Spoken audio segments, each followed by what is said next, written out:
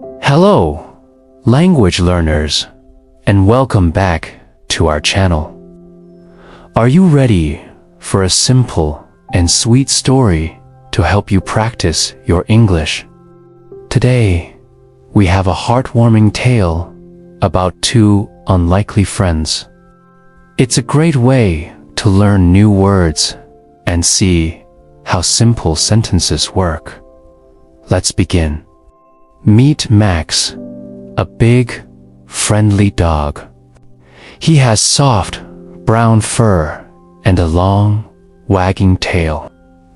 Max loves to play in his big, green garden. He likes to run, jump, and fetch his red ball. He is a very happy dog. One sunny morning, a little cat named Lily walked into the garden. Lily was small and white. She had bright blue eyes. She was very quiet and a little scared. She saw Max playing with his ball and hid behind a big flower pot. Max saw the little cat hiding. He stopped running and walked slowly to the flower pot. He didn't bark. He just wagged his tail gently. "Hello," he seemed to say with his friendly eyes. Lily peeked out from behind the pot. She saw Max's wagging tail and kind face. She wasn't scared anymore. She slowly came out and said, "Meow." It was a tiny, soft meow. Max nudged his red ball towards Lily with his nose. Lily looked at the ball, then at Max.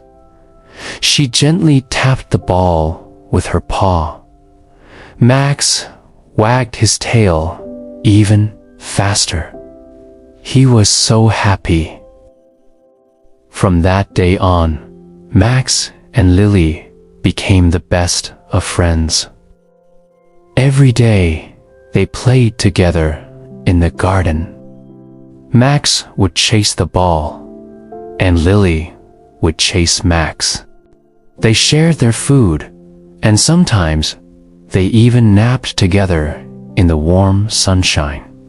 The big dog and the little cat were very different, but they loved each other very much. This story teaches us a simple lesson.